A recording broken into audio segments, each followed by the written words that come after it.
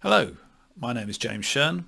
I'm a Regulatory Affairs Consultant with Celegence. And today I'm going to bring you a brief analysis of the EPSCO Council meeting that happened on the 9th of December 2022 and what that might mean for the medical devices industry going forward.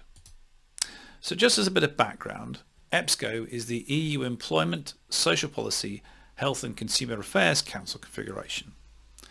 The EPSCO Council brings together ministers responsible for employment, social affairs, health and consumer policy from across all EU member states, and also relevant European commissioners participate in the meetings.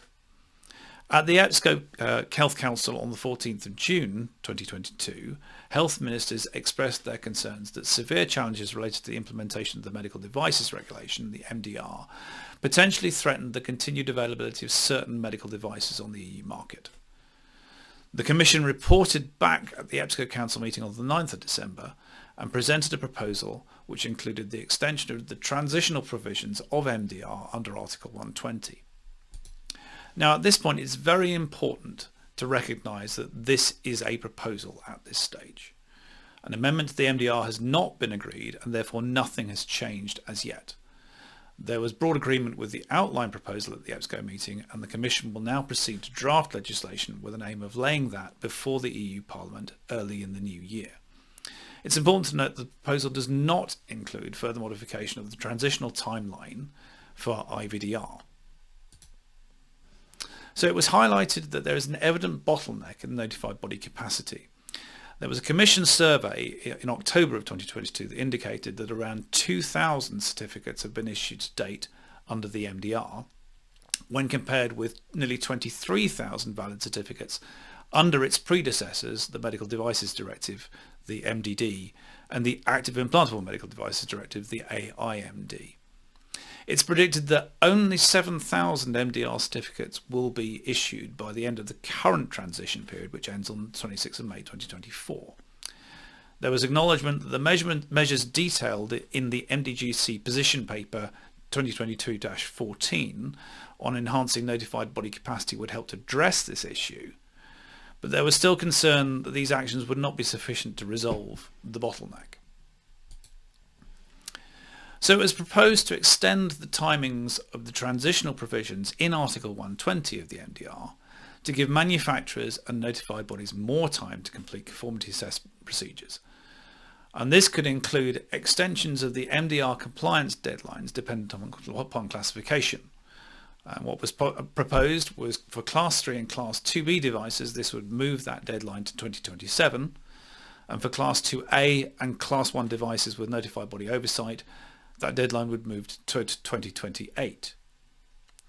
It was also proposed that if needed for legal and practical reasons, extension of AIMD and MDD EC certificates could occur. However, there would be conditions that would need to be fulfilled, and those conditions included that the devices for which this occurred would have to not present any unacceptable risk to health and safety of patients. They would have to have not undergone any significant changes to design or intended purpose. And also, the manufacturers would have had to have already undertaken the necessary steps to launch the certification process for those devices under MDR. There was also included a proposal to remove the sell-off provision under Article 124 under the MDR.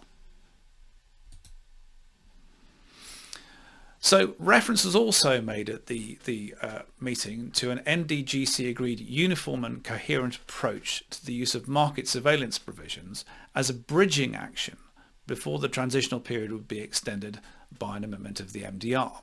Now this is likely to be a reference to the very recently published, in fact published on the same day, MDGC guidance document 2022-18.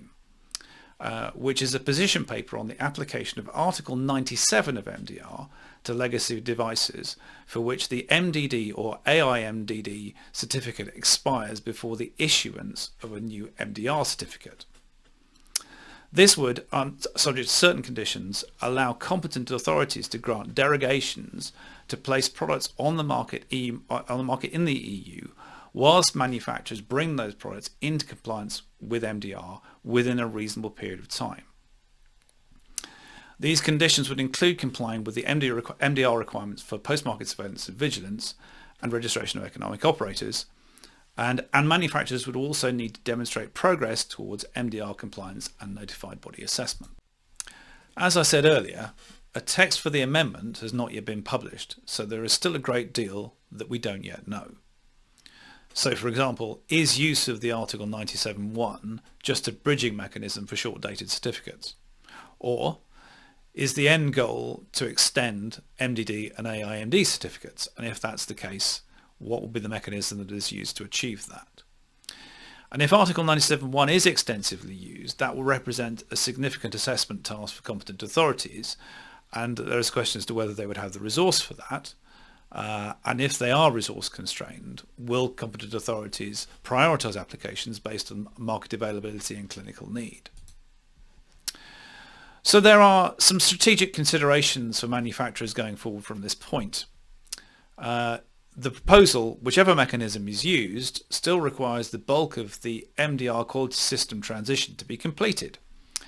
Post-market surveillance and vigilance and economic operator registration components under the quality system are required now. And in order to make an application to a notified body, updates to the quality manual, to clinical evaluation procedures, and production of a clinical evaluation plan and a post-market clinical follow-up plan are required. If manufacturers use such an extended period, they will not be able to make significant changes in the design or intended purpose of their products. And in that period of time when they cannot make such changes, competitors who have already transitioned to MDR may be making a change to the standard of care through innovation and new products and taking market share. And the other thing that's clear from the 2022-18 NDGC guidance is that in general the remediation period under an Article 97.1 derogation should not exceed more than 12 months. So, in conclusion, now is not the time for manufacturers to take their foot off the gas. Manufacturers should still continue to push towards MDR transition for a number of very good reasons. It enables manufacturers to innovate and make product changes once MDR compliance is achieved.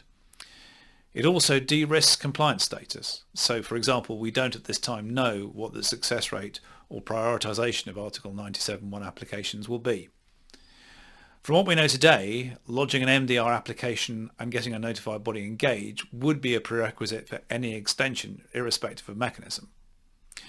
On the plus side, the new proposals may give some additional flexibility to manufacturers to reassess decisions, for example, like expedited versus standard reviews with notified bodies across their product portfolios. And it may also expand the range of options available for manufacturers who are currently struggling to select and engage notified bodies.